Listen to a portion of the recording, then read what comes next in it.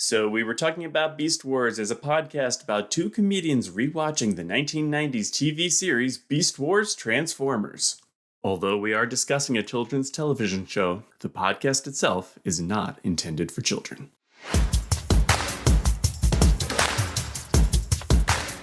So, Phil, this one was a pretty intense episode, huh? Yeah, sometimes I talk about how Optimus Primal goes against type every now and then, but it was really interesting to see how through the... Hey, hold on. Is Optimus here? I'm sorry, Andy, I just grabbed the mic from Phil. Can I give you some thoughts? Yeah, I would love to hear your thoughts. I mean, this episode is called Guerrilla Warfare, so I'm dying to hear your thoughts. Oh, yes. This shouldn't be called guerrilla warfare. You know what I would have gone with, brother? Yeah, let me know. I would have called it Apetimus, the episode. All right, so you feel Optimus really embodied what it is to be Apetimus in this episode. Oh, yeah. It was a real mind-body connection. Optimus Prime here, brother, and I'm telling you about the best episode ever. It's all about Optimus in this episode. And I'm the only Maximal that's 3 animals, brother. 3? What animals are those? Oh, it's this gorilla and these 2 pythons. All right. That's right. The bicep boas, the veiny vipers, the swole snakes, the compound cobras, that is to say, my 2 arms. This is an audio medium, so sadly, Apetimus, we've yet to be able to send a good photo of you to all of our fans. But listeners, I gotta tell you, Apetimus has some swole arms. Hey, Andy, I just hit Aptimus with a tranquilizer to try to get the microphone back. I'm really sorry about all that. Oh. Yeah, it's hard to keep a good Aptimus down. You're very good-natured about this. Well, yeah, you kind of have to be. I specifically thought of Apetimus at one point when, I think it might have been Rat Trap, used the term ape slag at one point, which to me very much reminded me of Apetimus's catchphrase, "Time to go ape shit." That's so funny. Ape slag. Yeah. Do you think they meant ape shit when they said ape slag? Yeah, 100%. An episode or 2 ago, Dinobot said to Megatron, "Eat slag!" I feel like at times slag very much is meant to be a stand-in for shit. Wow, so he was really yelling, "Eat shit, Megatron." That gives a little different context for me. Well, I think one of the very first things we hear Dinobot say in the show overall is, "Megatron, you idiot!" So, they already start off on not very respectful terms. That's a good point. And I guess Dinobot's language has softened a little bit the more socialized he becomes to Maximals. There's a lot to get into with that for this episode, for sure. So why don't we get into it? Okay.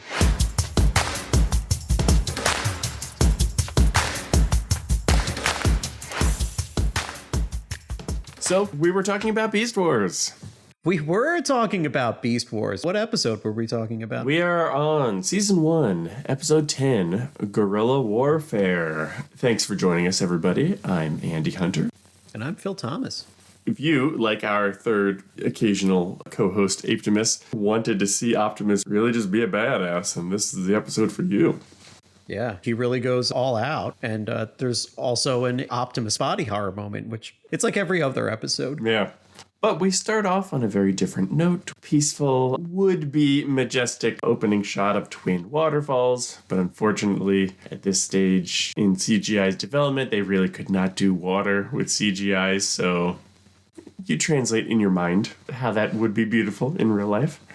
Yeah, I think the music helps a lot with kind of telegraphing what you're supposed to be feeling right there. Yeah, so Optimus and Dinobot are on some sort of scientific expedition. Optimus wants to study a plant, but Dinobot derides it as a worthless pursuit that leaves them vulnerable. And he says that he thinks Optimus has lost his battle edge. So I guess in Chain of Command, when he emerged from that alien device and single-handedly took out all the Predacons, I guess that must have been a while ago, if Dinobot is saying that now Optimus has lost his battle edge. Yeah, there's a lot of stuff that's played up in Dinobot's dialogue here, like accusing Optimus of having lost his edge. And also, he goes hard at hating this Venus flytrap thing. I mean, it's like, did like a Venus flytrap take his lunch money when he was a kid or something?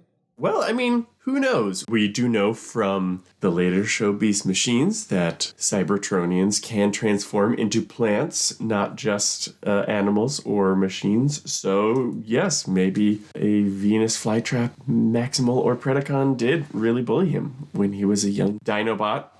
Of course, presumably his name wasn't Dinobot at the time because, as we discussed in the first episode, it seems like Cybertronians must just be pretty easygoing about changing their names when they take a new form. Oh, I assumed that his name back then was Dino Boy. That makes sense, yeah. So Dinobot really hates this plant, and that's even before it projectile shoots a spur at him. So I couldn't track down any information about real-life plants projectile shooting spurs the way this one does. Must be because they're on some mysterious alien two-mooned planet that's just not an Earth plant. I do have a funny story about a Venus flytrap. Okay. So we work in an office that's in the neighborhood environment, and what they're selling the neighborhood environment is that whatever the desk norms are for each of these like 30 desk pods is whatever the neighborhood decides should go on there. But what's really happening is that there are not enough desks for employees. Right? You have to share the desks. They're forcing everybody to be in the office, but they didn't create enough desks for everybody. Oh. So the way they're mitigating this is by saying that the neighborhood has to fix all of the issues. So like instead of blaming the company, you just develop acrimonious relationships with your coworkers. Yeah, that's a real microcosm of society in general, isn't it? I recently went to a diversity seminar called The Invisible Table. And the way that worked is as you entered the room, you were randomly given either a fork or a spoon. And if you had a fork, you could go sit at a table where people would then bring you your lunch. And if you had a spoon, you went to sit in this circle of chairs that did not have a table, and people did not bring you food. And some of the people at the table noticed this and opted to then bring their own plates over and said, hey, do you want any of my food? But it was a very good micro simulation of how when we set up society in a way that some people have more than others, it basically creates a tension between those two that, the have-nots only get anything through the grace of the haves. And no one is looking at the people who actually just arranged the situation in the first place that put some people at the invisible table. Just as you pointed out, that it's to the benefit of the people who did not make enough desks that everybody's mad at the person in the half a desk next to them than the people who ordered the desks in the first place. Yeah, that's exactly right. They have very effectively switched what you're supposed to be disappointed at to each other. But the reason I bring this up in the context of this episode of Beast Wars is because there was a person who was very annoyed that people were not arranging their mouse and keyboard at the desks the way they wanted them to. And there was an argument about what position you should put your keyboard and mouse in when you leave the shared desks every day. So, we're off to a great start. A group of adults can't figure out how to manage mice and keyboards in a neighborhood environment. But this person also unilaterally decided to bring in, as an office plant for the entire neighborhood, a Venus flytrap. I can imagine that they thought they were doing that as a community service. Like, hey, if there's ever a fly in the office, my plant's going to take care of it for us. They didn't talk about it in a community servicey way. The way they talked about it was, one, isn't this such a nice thing this person did for the office? And two, under no circumstances should anyone touch my plant. Well, so, Phil, I get why that person sounds like kind of a bad neighbor at work, but it's better than I expected because I thought you were going to say, I have a Venus flytrap story. we're all having to share desks at the office, and I have to share a desk with Audrey, too, from Little Shop of Horrors, who keeps trying to eat me and drink my blood. Feed me, Seymour. I think people did vote on the name Audrey. You have to. So yeah, I think there's a little bit of a like an Audrey vibe there where it doesn't necessarily start talking to Dinobot, but the plant does like make its opinion known to Dinobot. Yeah, for sure. It does so by shooting this spur at him. And then Dinobot freaks out. "Oh, I can't reach it. Get it off. Get it off." I was thinking, like, couldn't he have transformed and then probably reached it easily? But I guess it was just hitting him in just the right spot, that it was more like annoying and ticklish than painful or something. I don't know. Okay, that's interesting. Where would that spot on his body correspond to when he's in robot mode? Maybe his back-ish or something. But yeah, it's weird because when he transforms, you see relatively little of his raptor hide. Oh, maybe he was afraid, it would have unfolded and like then that spur would have been like on the inside of me or something. Exactly. It could have turned into like a kidney stone, or it could have ended up on his crotch, or like, something like that. It could have created an abscess of some kind. All right. Yeah. All right. I hear that. I'm just trying. I'll say anything at this point. Optimus, I need a warm compress for this abscess caused by that spur. Dinobot, the real you would never say anything like that at all. The spur must have dulled my battle edge. Dinobot, Max, ow, ow, ow, ow, ow, ow, ow, ow. So Optimus observes that was just the right spot where Dinobot's dinosaur arms couldn't reach it. Make a mental note of that. And the Scorponok shows up, shoots him a bunch, and then shoots Optimus with a special Cyber Bee. I don't think we'd seen a Cyber Bee from Scorponok before. That is something the toy had, I know. Oh. And even in that, you might wonder, like, what is the connection between bees and scorpions? Like, what? Other than, I guess they both can sting. Yeah, I guess I'm not sure. Maybe they intended for it to be another... Oh, yeah, they both sting. No, that's it. That does make sense. Yeah, if you want. What I didn't understand is why didn't Scorponok just shoot both of them in the back? He probably didn't trust his aim. He knows that in this show, depending on the battle encounter, people hit 100% of the shots they take or 3% of the shots they take. The Cyber Bee gives Optimus a virus, and it is intended to make him cowardly. If the other Maximals take it off, Optimus will die, and it will explode. However, there is a cure for it that Scorponok has, so that they could take it off and put the cure into Optimus. Or I guess maybe they could even have used the cure while it was still attached, and then it would have just deactivated the Cyber Bee. But spoiler alert, we never really see that option come into play. But anyway, as the Maximals are discussing this, Optimus bursts out of the CR chamber, shooting it up and kicking down the door, asking who wants to fight. And when they all discuss how Optimus is very much not cowardly, I did really like Dinobot's line, Scorponok is notoriously incompetent. That was pretty funny. Are you sure Optimus Primal emerges from the CR chamber there, Andy? You know what?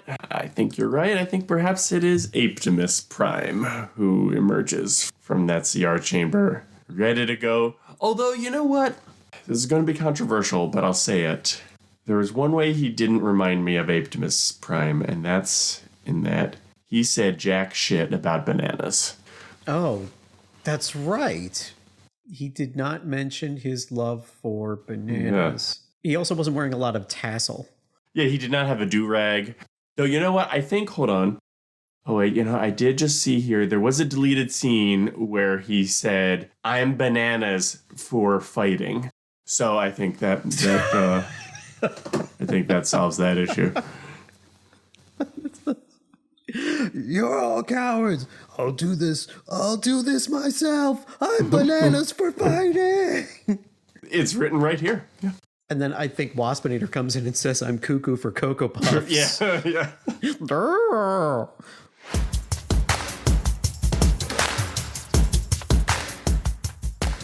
Yeah, so he wants to fight. Megatron's plan is for the cowardly Optimus to come to them requesting the antidote. And he says that will be the Maximals' final battle in the Beast Wars. So I think this might be the first time we have heard Megatron or any of the Predacons use the term Beast Wars. So I guess, as we conjectured, they must have heard when Optimus screamed it at the end of the pilot, let them be called Beast Wars. He did scream it pretty loud. Yeah, Megatron heard and was like, okay, yeah, we'll let them be called that. You know, a good idea is a good idea. Optimus has a brief moment of clarity, and he asks that his weapons be disabled and he be locked up. We do see him locked up, but then later on, he's got full access to his weapons, so maybe they never did that part. That's a good point. And that's also when he's in the Maximal prison. I didn't realize that the Maximals had like prisons or prison cells on their ship. Maybe they invented it for this episode. Yeah, or maybe they built that at the same time that they were building Sentinel.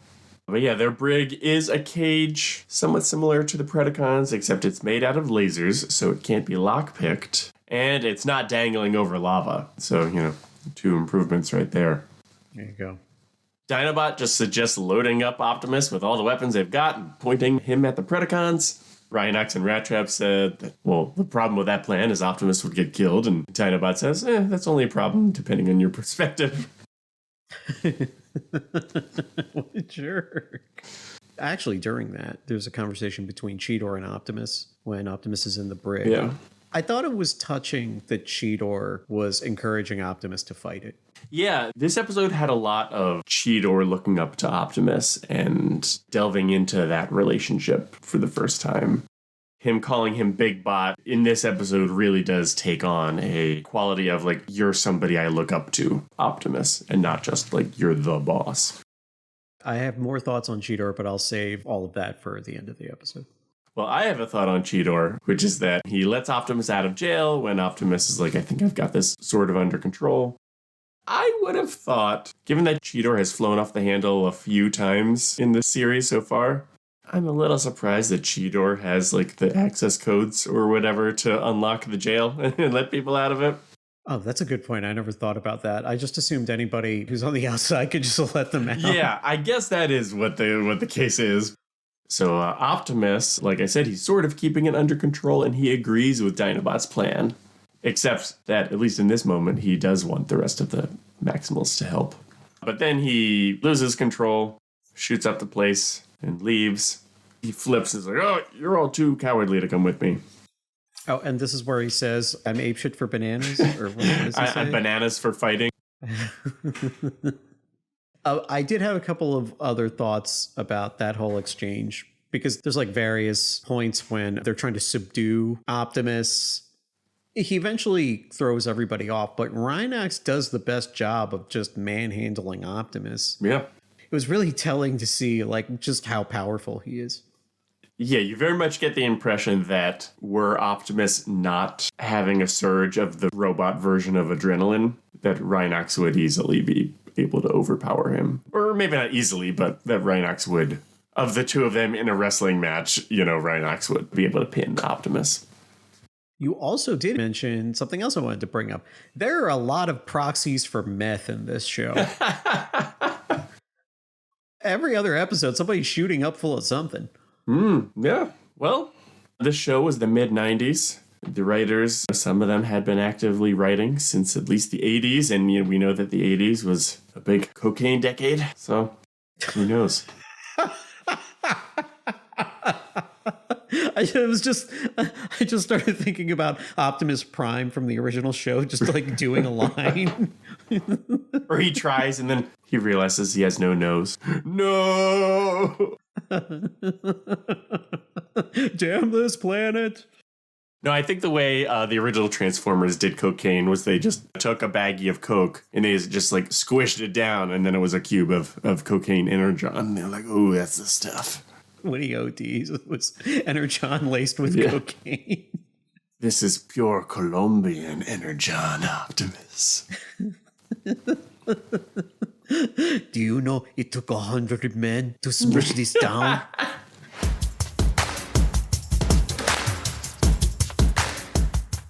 So we were talking about Beast Wars. Optimus storms off. Is this the first time we see Optimus's faceplate close? I think we've seen it one other time before, but maybe only once. That's how you know he's getting into battle mode, I guess. Cheetor wants to go after Optimus. Dinobot criticizes him for wanting to just run after Optimus, saying that there's no strategy, just blind aggression. But it seems to me like there are plenty of times Dinobot's strategy is to just run in guns blazing himself. Like when he just did that 30-foot flying leap at Megatron in Chain of Command and then just wrestled with him for a long time. Was there strategy there? Or maybe this is because maybe he's seeing the worst parts of himself in Optimus right now. And he's like, you know what, guys, we need to do what Optimus would do. And he suggests the thing he hates most of all, negotiating. A great line. Yeah. Love that line. And you bring up a good point, which is that he's seeing his own behavior. You know, it's like when you see somebody else doing what you do, when you're letting it all hang out and you're like, ooh, that's a bad look. Yeah. So they call the Predacons, but the negotiation fails. Megatron's like, if Optimus is coming here on his own, we're just going to kill him. Though I did find it funny that Megatron believed them. Because I thought maybe he was just going to dismiss it as a ruse. Like, oh, you're trying to trick me. But I know Optimus must be cowardly right now.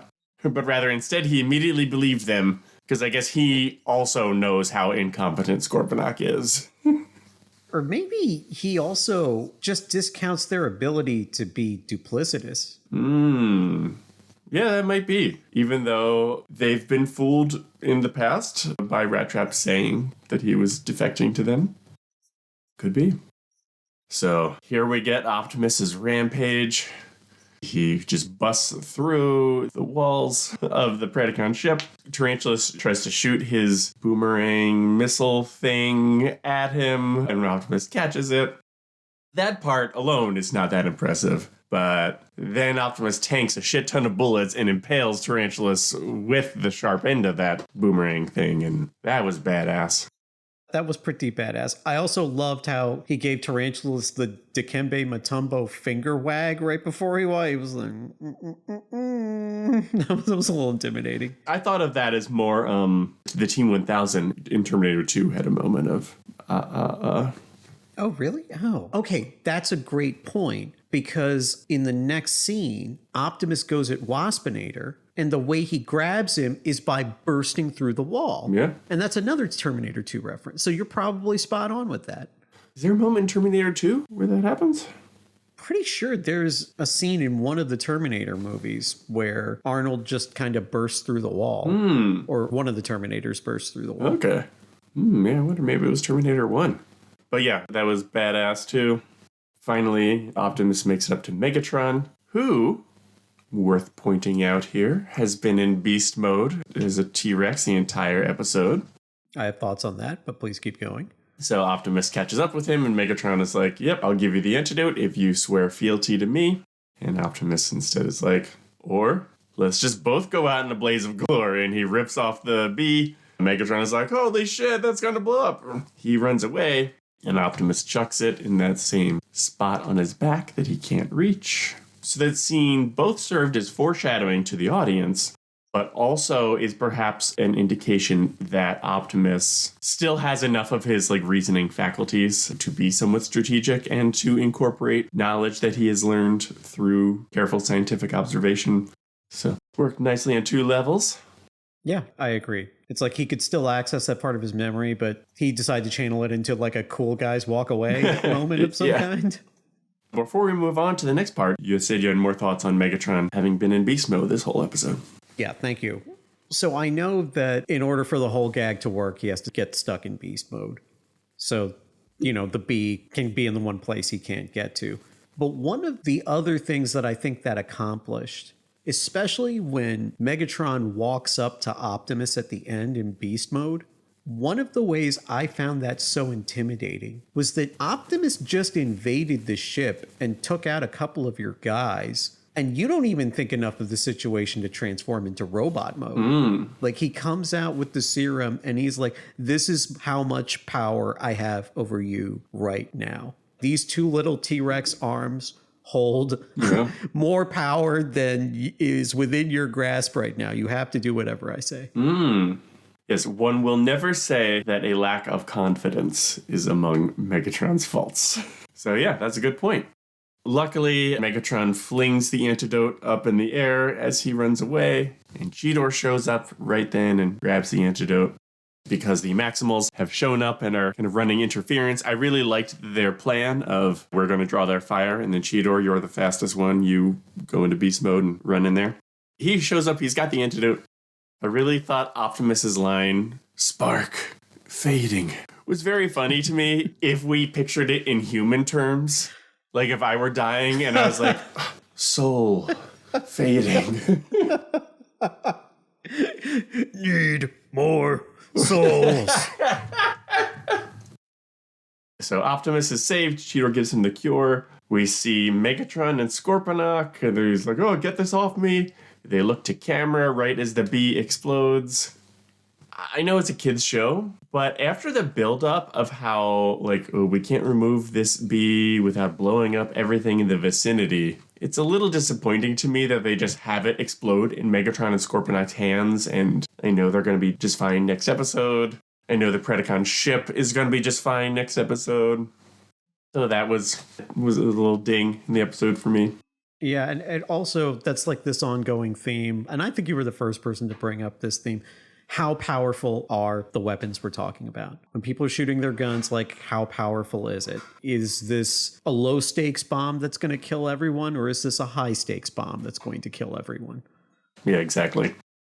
But, you know, honestly, even in movies and TV shows aimed at adults that use realistic weapons, that's kind of the case anyway. That, you know, in Die Hard 1, getting his feet cut on glass is a big problem for Bruce Willis. But then I'm sure in later Die Hard episodes, you've got him like, oh, I've been shot in the shoulder. And then he probably goes on the rest of the movie. Or you know, like you've always got that disconnect.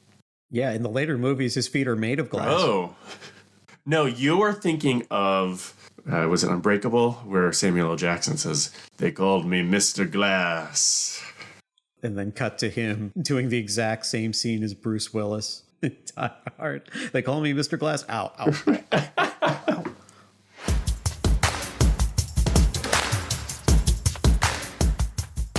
So we return to the Maximal base. Dinobot is sitting by Optimus as he awakes. So that is sweet. I did notice, like, why is Optimus waking up as if post-surgery instead of emerging from the CR chamber? And then I remembered, oh, well, he blew up the CR chamber, so I guess Rhinox probably had to just do some regular robo-surgery on him. Dinobot says it's good to have Optimus both back home and back to normal, and he smiles. And then we see that he has planted one of the flowers that they'd been examining in the beginning of the episode in a pot in Optimus's room. So Dinobot has learned to appreciate some of Optimus's qualities. Yeah, that was a very cool moment. I loved how when Optimus woke up, it was just like the end of Lord of the Rings. But instead of like all the hobbits, it's just Dinobot. Yeah. Now that we've hit the end of the episode, I wanted to talk about Cheetor. Yeah. I think this episode is Cheetor at his best. Yeah, I can agree with that. There's a lot of affection for Cheetor amongst the other Maximals, and I think this is part of the reason why. I think they just know, one, he's a good-hearted individual, and where he screws up is when it's about his own ego, and he's just like, I'm not afraid to do this, I'm big enough and tough enough to do that. But he had some really clear thinking and very little waffling and lots of decisiveness in this episode, and I think it's because it was all about somebody else. Yeah, I did like how here we see him channeling that headstrong nature into believing in Optimus, as opposed to, like, I'm out to prove myself. Yeah, that's where he gets into trouble. But when he realizes that one of his other teammates or one of the other Maximals is in trouble, he knows how to ride for other people. And at the end of the day, I think that's what you want from a teammate. All the other weaknesses, I think, will work their way out as he gets older. But I think that's what they love about him. Yeah, I think that's a good point. Would you like to play a little bit of Beast Wars Bingo? Yeah. So we got one check mark for the moments: bullet train hanging precariously, animal looking towards the sky at falling object, and Optimus body horror. We got one Optimus body horror. Yeah. Although maybe it just shows how much my thermometer for Optimus body horror is skewed at this point. It's like, oh, all right, well, what, he had a thing stuck to his chest and then he got shot a bunch. Like, all right, that's not... It's not like his soul's going to be disintegrated like in most other episodes. Yeah, it's not like, my matter seems to have been converted into mental energy and I'm inside this alien probe. Yeah, much lower stakes. He's just going to die. Okay, as far as how many times Maximize and Terrorizer said, how many times has Maximize said? I'm going to guess twice. My guess is that it only happens when Optimus and Dinobot are ambushed by Scorponok, and then maybe they both say it. And how many times do you think Terrorize has said? I'm going to guess 0 times. Holy crap. Okay, so you're spot on. Ooh. I really did not expect this. Oh. Terrorize is never said in the episode. Maximize is said completely twice. Oh. But it's a trick question because it's half said. Dinobot is saying Maximize and then like Optimus closes his mouth. Oh, yes. So I think you nailed that one. I think this is the first time you've ever nailed one of those. That's really good. Oh, well, thanks. The trick, though, is I need to try not to keep track of them. Now that we've started playing this game, when we watch the episode, I need to try not to keep track of them myself, because then it ruins the game. Well, no, here's the thing. You know why I'm not worried about that? Because I'm keeping track of them, and I still can't count them correctly. It is so hard. Like I'll watch the episode once at regular speed, and then I'll watch the episodes at high speed. To do passes. This is me nerding out for the 7 of you who are not me, Andy, or somebody we live with listening to the podcast. I'll watch the episode once through regular speed, and then I'll watch it once or twice at high speed to do the passes for Beast Wars Bingo and Maximize Terror. And I always lose one. I always miss one. Maybe that's just an indication of that you do a good job just like getting involved in the show and then forgetting to track the ephemera. Yeah, it is a testament to the show and the writing. I thought the writing was really good. You mentioned this before when Dinobot turns around and is like, we have to do what Optimus would do, negotiate. Yeah. I'm just like, I love that. That's great. That's a great moment for Dinobot. And it also shows another thing that's noble about Dinobot is admitting when he's clearly wrong and admitting to his weaknesses. Yeah. Like he does that because tactically he has to admit to those things if he wants to put everybody in the best position to move forward. So despite the fact that he has a couple of gaffes where, Cheetor basically gives away to the Predacons and Optimus and stuff, he has some gaffes, but like after the initial thing, he comes off looking pretty good too. Yeah, and it also shows, despite him in the scene where Rat Trap and Rhinox are like, yeah, the only problem with your plan is that Optimus gets killed, and Dinobot's like, yeah, was that a bug or a feature? When Optimus actually goes off on his own to do it, Dinobot doesn't just be like, all right, well, cool. He'll win or he won't. Either way, I'm happy. He instead is like, I don't want Optimus to kill himself doing this. Let me try to do what Optimus would do in order to save him. Yeah, it's like one of those be careful what you wish for things. Yeah. When he sees him flying, it's like, oh, this is not good at all. Yeah. I think that's all I had for this episode. Cool. Yeah, this was a fun one. So thank you, everybody, for joining us. I've been Andy Hunter. I've been Phil Thomas. And now we have talked about Beast Wars.